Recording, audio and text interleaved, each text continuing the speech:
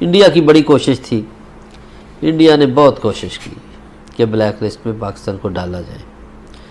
اس مرتبہ بھی ان کی کوشش ہوگی. وہ کہتے ہیں آپ ان باتوں پہ عمل کریں تو آپ کو وائٹ لسٹ میں رکھیں گے، اگر نہ کیا تو آپ کو بلیک لسٹ میں ڈال دیں گے.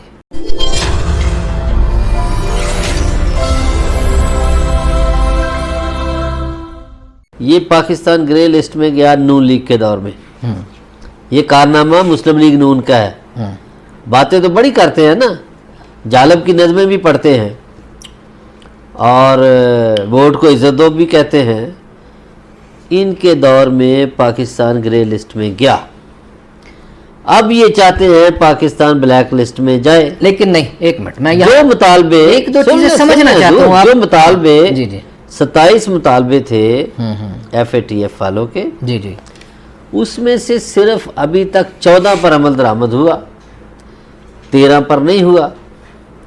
اب وہ 13 پر بھی تو عمل درآمد کرنا ہے یا نہیں؟ دیکھیے میری بات سنیں، آج بھی یہ بات کی گئی کہ بھائی پاکستان ایک سوورن سٹیٹ ہے، ایک آزاد ریاست ہے. یہ ایف اے ٹی ایف والے اتنے مامے یا چاچے نہ بنیں کہ اس ملک کو اتنی دبانے کی کوشش کریں، اور یہ بات کوئی غلط نہیں کی گئی. ایک بات. دوسری بات، آپ مجھے یہ بتائیے کہ یہ گرے لسٹ کیا ہوتی ہے ایک عام ناظرین کے سمجھنے کے لیے، اور گرے لسٹ میں کیوں ڈالا جاتا ہے؟ اس میں پاکستان کے اوپر کیا ایلیگیشنز تھے کہ کیا پاکستان پہ اعتراض ہے جس وجہ سے؟ میں بتاتا ہوں حضور کیا تھے.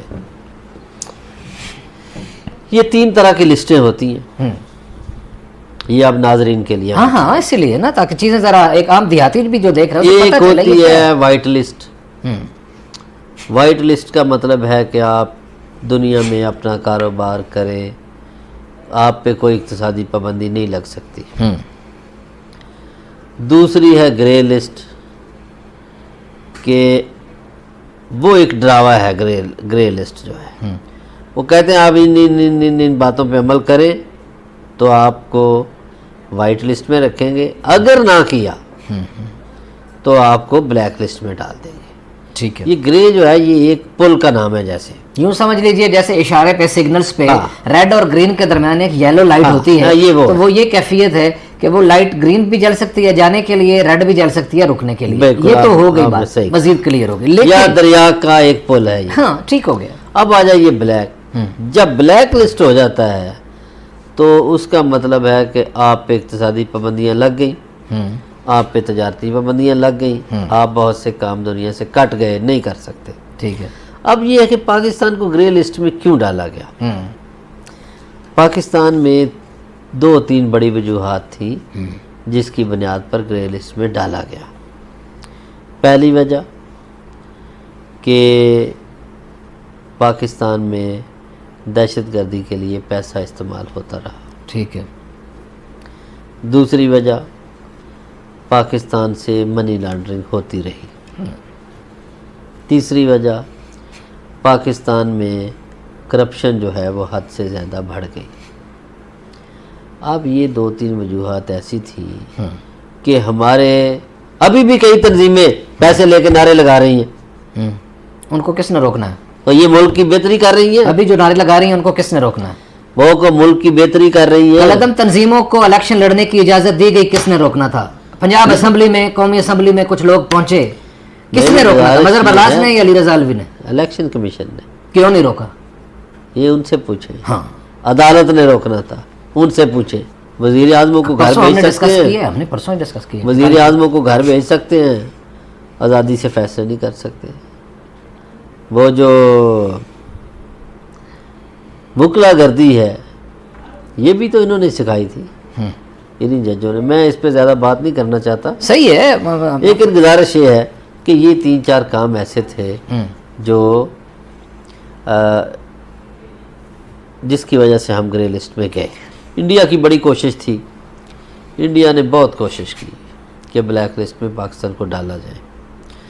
اس مرتبہ بھی ان کی کوشش ہوگی کہ جی پاکستان سے منی لانڈرنگ کو روکنے کا قانون ہی نہیں ہے تو منی لانڈرنگ روکی جائے.